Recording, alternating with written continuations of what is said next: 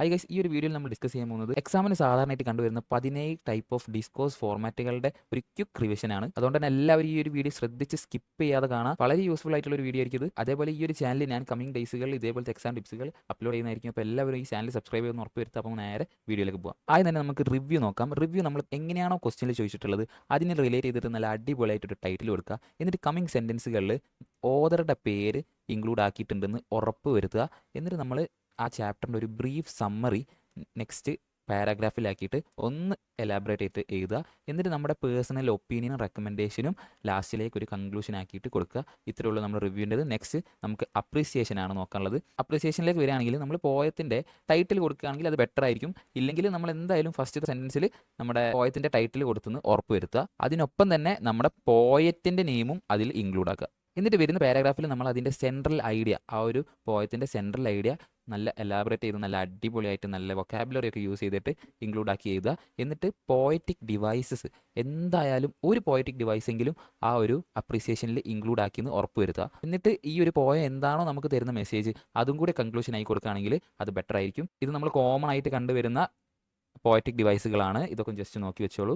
അടുത്ത് നമുക്ക് നോക്കാനുള്ളത് poem comparison ആണ്. പോയം കമ്പാരിസണിൽ നമ്മൾ ആദ്യം തന്നെ രണ്ട് പോയം ഒന്ന് നല്ല അടിപൊളിയായിട്ട് ഒന്ന് ഇൻട്രൊഡ്യൂസ് ചെയ്ത് വെക്കുക. എന്നിട്ട് രണ്ട് പോയത്തിൻ്റെ ഐഡിയ ഒന്ന് ചെറിയ പാരഗ്രാഫ് ആക്കിയിട്ടെങ്കിലും ഒന്ന് എഴുതി വെക്കുക. എന്നിട്ട് നെക്സ്റ്റ് നമ്മൾ ചെയ്യേണ്ടത് രണ്ട് പോയത്തിൻ്റെയും സിമിലാരിറ്റീസ് അല്ലെങ്കിൽ ഡിഫറൻസസ് എന്താണെന്നൊക്കെ എഴുതി വെക്കുക. എന്നിട്ട് നമ്മൾ ഒരു അടിപൊളിയായിട്ടുള്ള ഒരു കൺക്ലൂഷനിൽ നമുക്ക് ഇത് അവസാനിപ്പിക്കാം. നമുക്ക് ആദ്യം തന്നെ ഒരു സ്റ്റാർട്ടിങ് എക്സാമ്പിളായിട്ട് both the poems 1 and 2 deal with the theme of, ഇങ്ങനൊരു സ്റ്റാർട്ടിംഗ് ലൈൻ നിങ്ങൾക്ക് വേണമെങ്കിൽ ഉപയോഗിക്കാം. അതേപോലെ തന്നെ എൻഡിങ്ങിൽ though the poem different style their message is similar എന്ന രീതിയിൽ നിങ്ങൾക്ക് വേണമെങ്കിൽ ഒരു എൻഡിങ് കൂടി കൊടുക്കാം.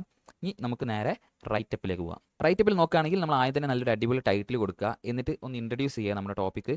പിന്നെ നമുക്കറിയാലോ ടൈറ്റിൽ ജസ്റ്റ് ഹിൻറ്റുകൾ തന്നിട്ടുണ്ടാവും. അങ്ങനെയാണെങ്കിൽ ആ ഹിൻറ്റുകളൊക്കെ ഒന്ന് കണക്ട് ചെയ്യുന്ന രീതിയിൽ ഒന്ന് അടുത്ത പാരഗ്രാഫുകളാക്കിയിട്ട് എഴുതുക. എന്നിട്ട് ഒരു അടിപൊളി കൺക്ലൂഷൻ കൂടി കൊടുക്കുക. ഇതിൽ കോമൺ സ്റ്റാർട്ടിംഗ് എക്സാമ്പിൾ ആയിട്ട് നമുക്ക് ദ ചാപ്റ്റർ എന്ന് പറഞ്ഞിട്ട് ഒരു ചാപ്റ്റർ നെയിം കൊടുക്കുക. Highlights an important idea about എന്ന രീതിയിൽ നമുക്കൊരു സ്റ്റാർട്ടിംഗ് കൊടുക്കാം. അതേപോലെ തന്നെ എൻഡിങ്ങിൽ നമുക്ക് thus the chapter conveys a meaning message to the readers എന്ന് ഒക്കെ നമുക്ക് കോമൺ ആയിട്ട് കൊടുക്കാവുന്നതാണ്. അപ്പോൾ ഈ ഒരു പോയിന്റ്സ് ഒക്കെ ഒന്ന് ഓർത്ത് വെക്കുക. ഇനി നമുക്ക് നോക്കാനുള്ളത് ഫോർമൽ ലെറ്റർ ആണ്. ഫോർമൽ ലെറ്ററിലേക്ക് വരികയാണെങ്കിൽ ആദ്യം തന്നെ നമ്മൾ സെൻഡറുടെ അഡ്രസ്സും ഡേറ്റും റിസീവറുടെ അഡ്രസ്സും ഈ മൂന്ന് കാര്യങ്ങൾ ഉറപ്പായിട്ട് എഴുതിയെന്ന് ഉറപ്പ് വരുത്തുക. എന്താണെന്ന് വെച്ച് കഴിഞ്ഞാൽ അത് പോയി കഴിഞ്ഞാൽ നിങ്ങളുടെ മാർക്ക് നഷ്ടപ്പെടും. അത് ഒരിക്കലും വിട്ടുപോകരുത്. എന്നിട്ട് നമ്മുടെ സബ്ജക്റ്റ് എന്താണെന്ന് എഴുതുക. അതേപോലെ തന്നെ സാലിറ്റേഷൻ റെസ്പെക്റ്റഡ് സർ അത് എഴുതുക. പിന്നെ ബോഡിയിൽ നമ്മുടെ വിഷയം എന്താണെന്ന് ഒന്ന് ബ്രീഫ് ആക്കിയിട്ട് എഴുതുക. എന്നിട്ട് നല്ലൊരു ക്ലോസിംഗ് കൂടി കൊടുക്കുക. പറ്റുമെങ്കിൽ സിഗ്നേച്ചർ കൊടുത്തോ നല്ലതാണ്. ഇനി ഇല്ലെങ്കിൽ കുഴപ്പമൊന്നുമില്ല. ഒന്ന് പെട്ടിയിലാക്കാൻ പറ്റുകയാണെങ്കിൽ അത് ചെയ്തോളൂ. കാരണം നമുക്ക് നമ്മുടെ ടീച്ചറിനെ ഒന്ന് ഇംപ്രസ്ഡ് ആക്കാൻ പറ്റും. പിന്നെ ഫോർമൽ ലെറ്ററിൽ എപ്പോഴും നമ്മളുടെ ടോണ് എപ്പോഴും ഫോർമലും പൊളൈറ്റും ആയിരിക്കണം. നമ്മുടെ കമ്പനിക്കാരോട് വർത്തമാനം പറയുന്ന ആ ഒരു രീതിയിൽ ഒരിക്കലും ഫോർമൽ ലെറ്റർ എഴുതരുത്. എന്നാൽ ഇൻഫോർമൽ ലെറ്ററിൽ നമുക്ക് അങ്ങനെ എഴുതുന്നതിൽ തെറ്റില്ല. പിന്നെ ഫോർമൽ ലെറ്ററിൽ ഈ സെൻറ്റൻസുകളൊക്കെ ഒന്ന് നോട്ട് ചെയ്ത് വെച്ചോളൂ. ഇതൊക്കെ നമുക്ക് കോമൺ ആയിട്ട് യൂസ് ചെയ്യാവുന്ന സെൻറ്റൻസുകളാണ്. ഇതൊന്ന് നോട്ട് ചെയ്ത് വെച്ചോളൂ. ഇനി നമുക്ക് ഇമെയിലിലേക്ക് പോകാം. ഇമെയിൽ നമ്മൾ ടു അഡ്രസ്സിന് പകരം നമ്മൾ ഒരു ഇമെയിൽ ഐ ഡി ആണ് കൊടുക്കേണ്ടത്. നമ്മളെ ക്വസ്റ്റ്യനിൽ എന്താണോ തന്നിട്ടുള്ളത് അതിനെ റിലേറ്റ് ചെയ്തിട്ട് ഒരു പേര് കൊടുക്കുക. എന്നിട്ട് @gmail.com എന്ന് കൊടുക്കുക. അതിന് നേരെ അടിയിൽ നമ്മളെ എന്താണോ നമ്മുടെ സബ്ജക്റ്റ് അതുകൂടെ കൊടുക്കുക. എന്നിട്ട് ഒരു ഗ്രീറ്റിംഗ്സ് കൊടുത്തതിന് ശേഷം നമ്മുടെ മെസ്സേജ് എന്താണോ നമുക്ക് കൺവേ ചെയ്യാനുള്ളത് അതൊന്ന് നല്ല അടിപൊളിയായിട്ട് ഒരു 2 പാരാഗ്രാഫിലെങ്കിലും ആക്കിയിട്ട് എഴുതുക. പിന്നെ ക്ലോസിംഗ് ലൈനായിട്ട് നമുക്ക് looking forward to your reply എന്നും കൂടെ കൊടുക്കാം. ഇൻഫോർമൽ ലെറ്റർ ഞാൻ പറഞ്ഞിട്ടുണ്ട്. ഫോർമൽ ലെറ്ററിന് എന്താ വ്യത്യാസം എന്ന് വെച്ച് കഴിഞ്ഞാൽ നമുക്ക് റിസീവറുടെ അഡ്രസ്സിൻ്റെ ആവശ്യമില്ല. അതന്നെ ഉള്ളൂ. പിന്നെ മെയിനായിട്ട് നമുക്ക് വളരെ പൊളൈറ്റായിട്ട് അങ്ങനെയൊന്നും കൊടുക്കണമെന്നില്ല. നമുക്ക് നമ്മുടെ ഫ്രണ്ടിന് എങ്ങനെയാണോ നമ്മൾ ഒരു കാര്യം പറയുന്നത് ആ ഒരു രീതിയിൽ നമുക്ക് ഫോർമലായിട്ടുള്ള ലെറ്റേഴ്സ് എഴുതാം. ഇതൊക്കെ നിങ്ങൾക്ക് കോമൺ ആയിട്ട് യൂസ് ചെയ്യാവുന്ന സെൻറ്റൻസുകളാണ്. ഇനി നമുക്ക് ഇവന്റ് ഇൻവിറ്റേഷനിൽ ഈ കാര്യങ്ങളുണ്ടെന്ന് ഉറപ്പ് വരുത്തുക. അതായത് ഇവന്റിന്റെ പേര്, ഡേറ്റ്, ടൈം, വെന്യൂ, പിന്നെ ലാസ്റ്റ് ഹോസ്റ്റിന്റെ പേര്. അതായത് ഞാനാണ് ഹോസ്റ്റ് ചെയ്യുന്നതെങ്കിൽ എൻ്റെ പേരും സിഗ്നേച്ചറും ലാസ്റ്റ് കൊടുക്കുക. ഈ കാര്യങ്ങൾ എന്തായാലും ഉണ്ടെന്ന് ഉറപ്പ് വരുത്തുക. നിങ്ങൾക്ക് മാർക്ക് നഷ്ടപ്പെടും. എന്നിട്ട് എന്താണോ ക്വസ്റ്റ്യൻ തന്നിട്ടുള്ളത് അതിനെ റിലേറ്റ് ചെയ്തിട്ട് നല്ലൊരു ബോഡി പാർട്ട് തയ്യാറാക്കുക. അതിന് വേണമെങ്കിൽ നിങ്ങൾക്ക് ഇങ്ങനെ ഒരു സെന്റൻസ് വെച്ച് സ്റ്റാർട്ട് ചെയ്യാം. ഇനി നമുക്ക് റേഡിയോ പോഡ്കാസ്റ്റ് ആണ്. റേഡിയോ പോഡ്കാസ്റ്റ് എന്ന് പറയുകയാണെങ്കിൽ നമ്മൾ ഇന്റർവ്യൂ ഒക്കെ കാണാറില്ലേ യൂട്യൂബിൽ, അതുപോലെ തന്നെയാണ് നമ്മൾ ആദ്യം തന്നെ നമ്മുടെ ലിസണേഴ്സിനൊക്കെ ഒന്ന് ഗ്രീറ്റ് ചെയ്യുക. എന്നിട്ട് നല്ലൊരു ഇൻട്രസ്റ്റിംഗ് ആയിട്ടുള്ളൊരു ഹൂക്ക് കൊടുക്കാൻ ശ്രമിക്കുക. അതായത് നമ്മൾ ആ ഒരു ഷോനെ പിടിച്ചിരുത്തുന്ന രീതിയിൽ നല്ലൊരു എന്താണോ നിങ്ങളുടെ ടോപ്പിക്ക് അതിനനുസരിച്ചൊരു ഹൂക്ക് കൊടുക്കാൻ കഴിയെങ്കിലും ഒന്ന് കൊടുത്തു. അത് നല്ല ബെറ്റർ ആയിരിക്കും. എന്നിട്ട് നമ്മൾ ആ ഒരു ടോപ്പിക് എന്താണെന്ന് ഇൻട്രൊഡ്യൂസ് ചെയ്യുക. എന്നിട്ട് എപ്പോഴും നമ്മുടെ പോഡ്കാസ്റ്റ് ഒരു ഫ്രണ്ട്ലി ടോണിൽ ഒരു കോൺവെർസേഷൻ സ്റ്റൈലിലാണെന്നുള്ളത് ഉറപ്പുവരുത്തുക. വെറുതെ ഒരു ക്വസ്റ്റ്യനെയർ ടൈപ്പിൽ ആവാതിരിക്കാൻ ശ്രമിക്കുക. എന്നിട്ട് നമുക്ക് നല്ലൊരു എൻഡിങ് കൂടി കൊടുക്കാം. Thank you for listening, see you in the next episode എന്നും കൂടി കൊടുത്തു കഴിഞ്ഞാൽ നമ്മുടെ പോഡ്കാസ്റ്റ് സെറ്റായി. എന്നിട്ട് നമുക്ക് അഡ്വർടൈസ്മെന്റ് ജിംഗിൾസിലേക്ക് പോകാം. ആദ്യം തന്നെ പ്രൊഡക്റ്റിന്റെ പേര് എന്താണെന്ന് കൊടുക്കുക. പിന്നെ എപ്പോഴും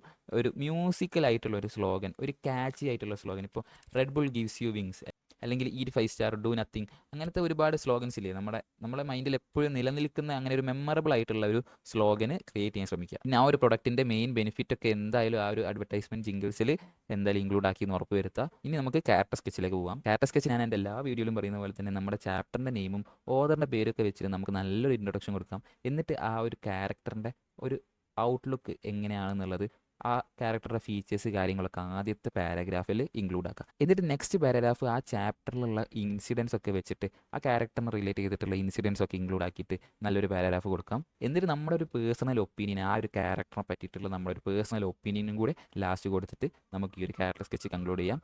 ഇനി നമുക്ക് ഡയറി എൻട്രിയിലേക്ക് പോകാം. ഡയറി പിന്നെ നമ്മൾ ഒരുപാട് കാലമായിട്ട് എഴുതുന്നതാണ്, നമുക്ക് എല്ലാവർക്കും അറിയാം. ആദ്യം തന്നെ ഡേറ്റ് ഒന്നും എഴുതാൻ ഒരിക്കലും മറക്കരുത്.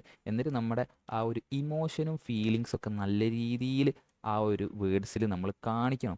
എന്താണോ ഇപ്പോൾ ഹാപ്പിയാണെങ്കിൽ ഹാപ്പി, ആ ഒരു പാരാഗ്രാഫ് മൊത്തം ഒരു ഹാപ്പി ടോണിലേക്ക് ആക്കണം. അല്ലെങ്കിൽ ഈ വിഷമമുള്ളതാണെങ്കിൽ ആ ഒരു ടോണിലേക്ക് നമ്മുടെ ആ ഒരു ആൻസറിനെ കൊണ്ടുവരിക. എന്നിട്ട് നമുക്ക് നല്ലൊരു ക്ലോസിങ് കൂടി കൊടുക്കാം. നമുക്ക് എക്സാമ്പിളായിട്ട് ഡയറിയിൽ നമുക്ക് today was one of the most memorable day in my life, ഇതൊക്കെ നമ്മൾ സ്ഥിരമായിട്ട് എഴുതുന്നതാണ്. ഇത് തന്നെ നമുക്ക് കൊടുക്കാവുന്നതാണ്. ഇനി നമുക്ക് ന്യൂസ് റിപ്പോർട്ടിലേക്ക് പോകാം. ന്യൂസ് പേപ്പർ റിപ്പോർട്ടിൻ്റെ ഒരു സ്ട്രക്ചറിലേക്ക് വരികയാണെങ്കിൽ ആദ്യം തന്നെ നമ്മളൊരു ഹെഡ്ലൈൻ കൊടുക്കുക.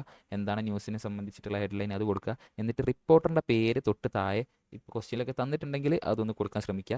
പിന്നെ പ്ലേസ്, ഡേറ്റ്, ഇതൊന്നും ഒരിക്കലും മറക്കരുത് ന്യൂസ് റിപ്പോർട്ടിൽ. പിന്നെ ഡിസ്ക്രിപ്ഷൻ, ആ ഇവൻറ്റിനെ പറ്റിയിട്ട് നല്ലൊരു ഡിസ്ക്രിപ്ഷൻ കൊടുക്കുക. അതൊക്കെ നമുക്ക് ക്വസ്റ്റ്യനിൽ തന്നെ അത്യാവശ്യം ഹിൻറ്റും കാര്യങ്ങളൊക്കെ തന്നിട്ടുണ്ടാവും.